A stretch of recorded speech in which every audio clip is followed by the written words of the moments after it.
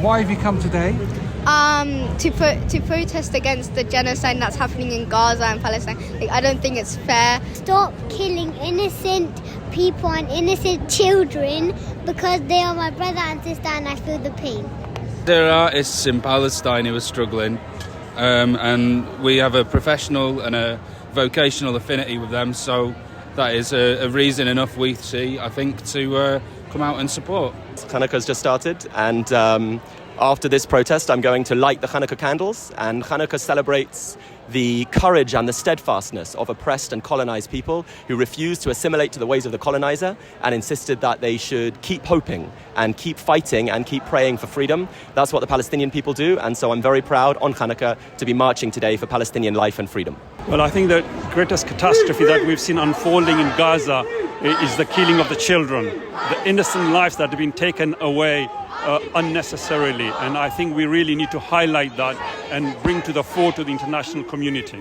We're watching a genocidal massacre being inflicted by Israel on the people of Gaza, and it is utterly beyond shameful that the United States and Britain couldn't even raise their hands to call for a ceasefire, and the refusal of the world to recognise that a regime that is capable of doing this to the people of Gaza has no place in the civilised world. This slaughter will only stop when the world imposes sanctions on this brutal, murderous apartheid regime. And here the conscience of the world is on the streets because it's clear the governments of the Western world have no moral conscience or compass at all. The message our government is giving to the Palestinian people is not enough of you have yet been killed. More of your blood needs to be spilled. The people marching today say they are horrified by that. They know what wholesale slaughter looks like. They want international law implemented, but they also want justice for the Palestinian people who have struggled for decades to have their fundamental rights respected. Right now there are Israeli fighter jets flying over Gaza that have parts that were made in Britain, that have technology that was made in Britain, that carry bombs, that drop bombs that were made in Britain. In so many ways, both historically and in the present day, this is a genocide that was made in Britain. We're here for peace and we're here for integrity.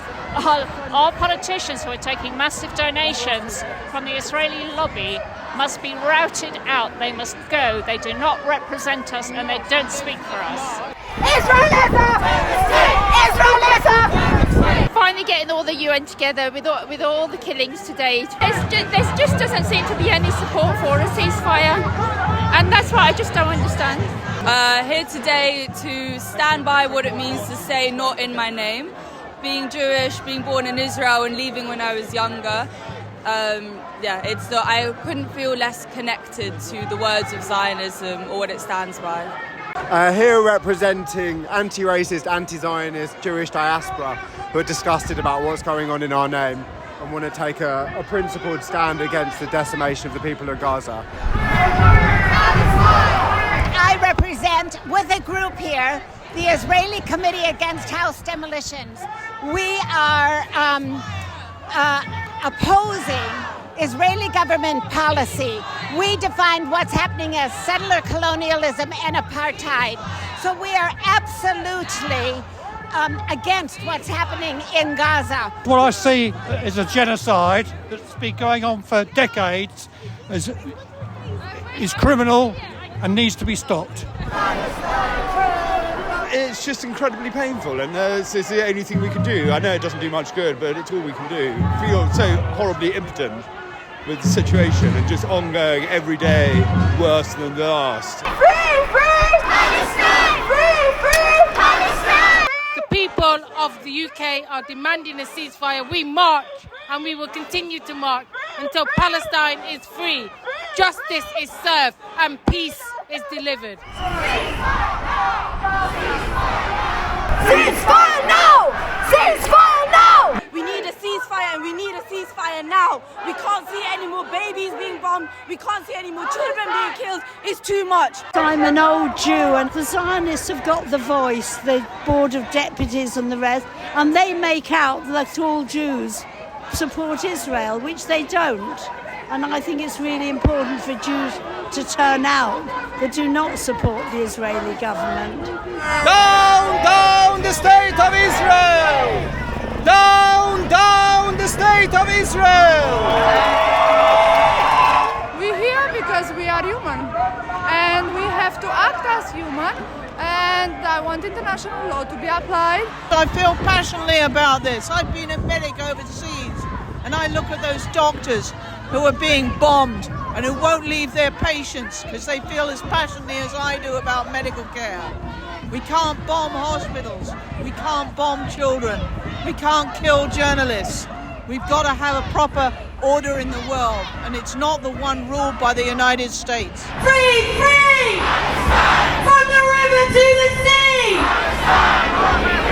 I say to my colleagues over there in Parliament, shame on you! Shame on you for not being prepared to vote for a ceasefire. What can we do against our government, the USA, in the UN? Demonstrate everywhere, all the time, understand the power of the arms trade in this, and understand all those financial interests that are pushing the arms sales at the moment. The US has so far vetoed, so I say to all our friends in the USA, get out in the streets and demonstrate and stop your country allowing this terrible killing to go on in Palestine.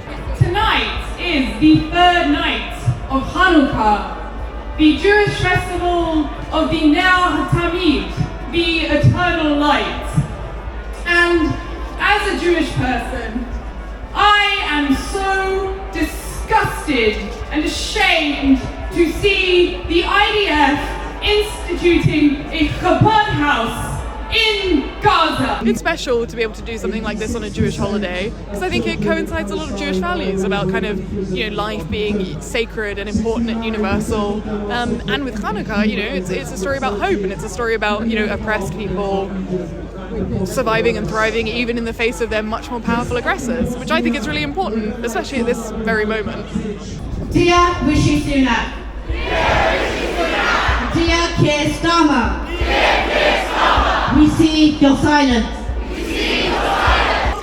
We need to carry on protesting and emailing our government officials, our MPs, and we cannot stop. Yesterday's vote by the US against a permanent ceasefire in Gaza in the UN Security Council was the 45th time that the US exercised its veto to shield the Israeli apartheid regime from accountability for its violations of international law. If the people of Ireland had the right to resist colonialism, if the people of Algeria had the right to resist colonialism, if the people of Vietnam had the right to resist imperialism, if Black South Africa had the right to resist apartheid, Palestinian people have the right to resist the apartheid colonial